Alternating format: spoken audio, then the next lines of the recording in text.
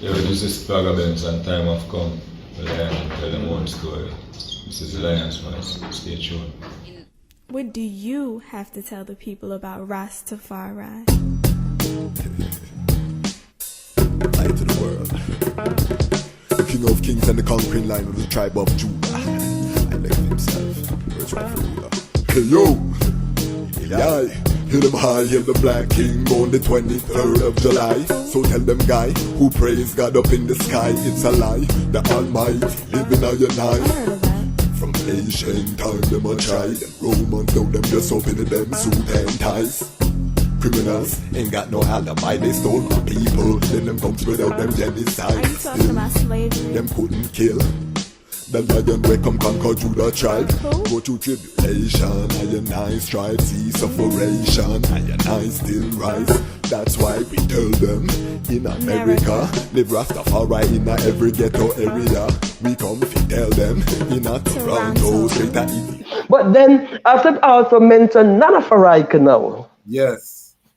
Because Team Elder. Yes. Elder, because 25, she would have been, so she's 20 years older than me, so I would have been 25, she would have been 45. Okay. So she was an elder in a Nyabingi house, and I met her at a Nyabingi in Kingston. So she and I never forget, she and I, okay, so when I went to Jamaica now, after the Toronto conference, you know, what came out of the Toronto conference was that two things. One, Sam Brown was going to be the international chair, and then I was going to be international secretary. So as my status as a visionary person was reduced now to secretary. Okay. Yeah, that's what I'm saying. But that didn't bother me because, again, all I was thinking of was the vision I had in Detroit. Yes. So And you're young. You're young. I was So young. you're not going to hand over the movement to who they perceive to be a young girl. Exactly. Yes. My main function, my main objective was to just see the vision become a reality of Yeah. Rastas gathered all over the world under one and discussing and come together, organized and centralized as one. That was always my vision. Never about who's gonna be chair or doesn't. That was not me, right? You're not doing it for the no, position. So absolutely not. was No. that first conference in Toronto? Was it Nyabingi, Bobo Shanti, 12 tribe? Was it mostly Nyabingi? What was the makeup of that first conference? So you would have Orthodox members, of course, because I remember the Orthodox Church was very strong in Toronto. So you would have Orthodox member, you would have 12 tribe, and then you would have Nyabingi. And then Sam Brown, was more Nyabingi, so you would have, and so forth, yes. So you would have a mixture of everyone. And then you have Rastas who were not even from none of the organs or mansion. Yes. So you went into Jamaica. Take us to meeting Nana Faraika at the Nyabingi. Was she jumping Nyabingi, the young Nana Faraika? Yes, she was. Yes, she was. And she was my inspiration because we had similar paths. Both of us were journalists. Both of us were Rasta women. Both of us were young. And both of us were also going through our journey too. We were 20 years apart, but she was like a big sister to me at the time. So we met at the Bingi house. And I remember she and I actually, before I met None of America though, who I met, who helped organize the camp was a Ras historian and the Rastas at Church Street. And that's another thing I find that a lot of people do not know the amount of work that Ras historian have done. The Rastafari Movement Association was an organization, and they did a lot of work. They were based at Church Street. Back then, in the 70s, the place to gather as Rasta people were really Church Street, downtown there, right at Church Street. So that's where everything was organized from. So the conference was there. Miguel Lawn also just came back to Jamaica.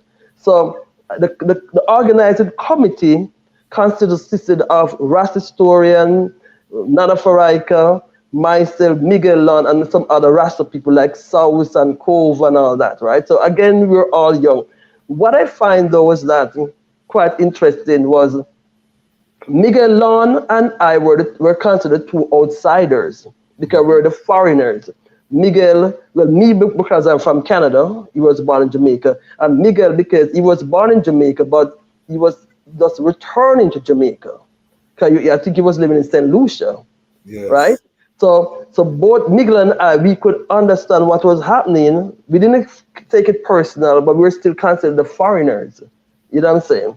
So back then, you gotta understand that, there was a lot of division amongst even Rasta people in Jamaica.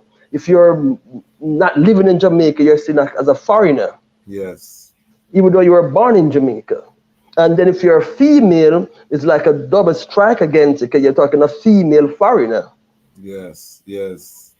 I've encountered that as well doing work in Jamaica. Once you leave, you're gonna be considered a foreigner. So I can definitely empathize with the struggle that you had. So you were connecting with Ras historian, and was Ras da Silva there? The silver came in afterwards, but the Oh, main one, no, the silver came in after. So it was were Ras South, Ras Cover, Rupert, O'Neill, Ras Daniel, Mr. Marshanti, Mount Parshanti's son, Ras Daniel, and Ras Stewart was the elder. He was the elder amongst all of us. And then you have Sister Aina and Mother Faraika and myself, and of course Miguel Lana. So that so was a there, handful, yes. so there were a lot of Rastafari youths in those days. All of us were youth. All of us were youth except Ras historian. Yes. But we were all youth. When I say youth, you're talking 30s now, 20, because I was in my 20s, so you're talking 20s, 30s. Sam Brown joined the committee 1 month before the conference. A lot of Okay. people don't realize that. So the mission, the direction he got from Toronto, when he reached Jamaica, he had no interest in the conference at all, because one, it wasn't making money, two, it was a struggle, and three, it's hard work without pay. Right? It's just a fact. That's what it is. But 1 month before the event is when Ras Sam Brown joined the committee and declared himself chairman of the committee. He declared himself chairman and said, "This is it." Yeah, Yes. and he ran with it. And I mean, we were youth. We weren't fighting for position, so we weren't looking to see who was going to be chair, not chair, and all that. We weren't that into none of that. No. Hmm. And for those who are not familiar, let them know what came out of that 83 conference. It was called Rita. Okay, okay, so Yeah. the one in Toronto was the first international Rastafari conference. The second one was the second international Rastafari conference. However, 1 month before the event, Sam Brown was the one who changed the name from the second international Rastafari conference to RITA because of Rita Marley's donation of $5,000 to the committee. Okay. And RIT is Rastafari, what is it? RITA, Rastafari, Was I it forgot the International Theocracy Assembly. That's it. Yes, Yes. Yes. RITA. But that was changed 1 month before the event to because of the funds that was donated by Rita Marley, and Sam Brown was the one who did that. But remember now, we were youth, so elder decided he's gonna do it. We're not gonna say no, you can't do it. No. No. You know, And yeah. Stan Brown was one of those remarkable, charismatic elders too. So I can only imagine. So there are 22 points that came out of that conference. And the reason that I know is because one of those points really inspired the Association of Rastafari Creatives, which was that all of the Rastafari in the creative sector should come together for the benefit of Rastafari. But talk to us about how those 22 points were conceived, and reflecting almost 40 years later.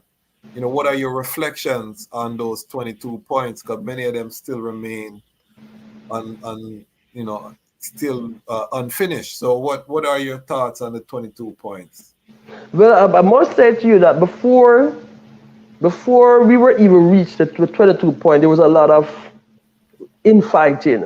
There was a Okay. lot of, argument. I will never forget, I don't, that's the thing I find with, again, because I grew up in Toronto as a young Rastafari youth. So it's different from growing up in Jamaica as a Rastafari youth, because it was strange for me to see Rasta people who they have not seen each other in 20 years. And when they gather, it's like, what happened 20 years ago? They start arguing about that. I could, it's like, it would seem to happen like yesterday. Yes. So there was a lot of argument, fussing, fighting, and things like that happened 20 years ago. And before the gathering happened, though, I remember that my job was to go to the various houses. So Nana Farrak and we went to the 12 tribe to invite them in. And don't forget, Nana Farrak and I was on the veranda. Gadman said, nope, not interested. Our house is not in order. We have no interest in that gathering. I remember going to the Baba Shanti 3 times with a brethren called Janai Jaja. To the Baba Shanti, I met Prince Emmanuel 3 times, invite him to come. Again, not interested in it.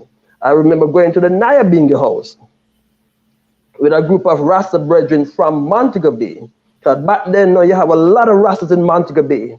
I'm very close to the Montego Bay Rastas. So a whole van load of us went from Montego Bay to the Nyabingi house. And then they introduced me, Bonga Time introduced me, and said, okay, fine, this is a sister in organizing the conference. And as soon as I get up to talk about the conference, a Rasta man ran into the Bingi house and said, no, daughter, woman have no talk in the house. Go back to Canada and get a brother to represent you. Wow. So that was what was happening in 1983, before the conference. So what I'm saying is that before we talk about the 22 points, it was a long journey to even reach that stage, because it was a rocky road. It almost didn't happen. Yes, it did happen. And then with all the struggles and things, all I was thinking about was a vision that I had in Detroit.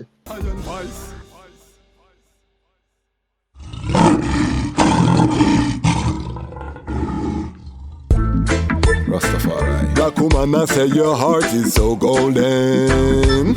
I know you were chosen. This world cold, but your heart never frozen.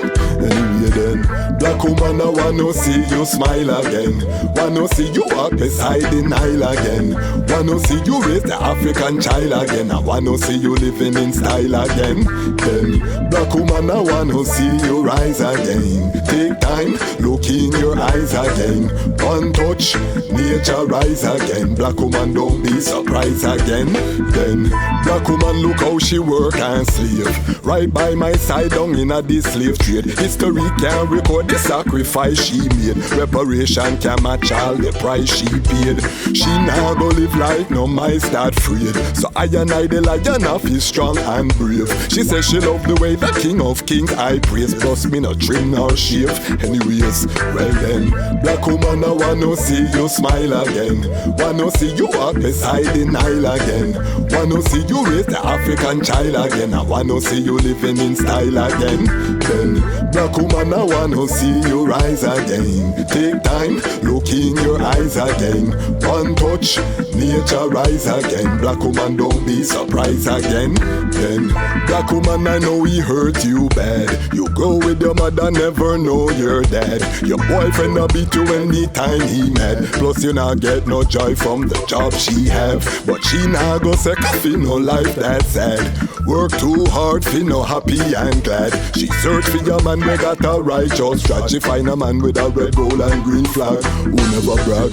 Black woman, I wanna see you smile again. Wanna see you walk beside the Nile again. Wanna see you raise the African child again. I wanna see you living in style again. Then, black woman, I wanna see you rise again. Take time, look in your eyes again. One touch, nature rise again. Black woman, don't be surprised again. Then, you're always welcome to come home. She's searching for a love is real, and she don't wanna be alone. She says she wanna love that she can feel. David Offspring's on the throne, and I know that he loosed the 7th seal. Babylon dear falling down, that is just what the prophecy revealed. Well then,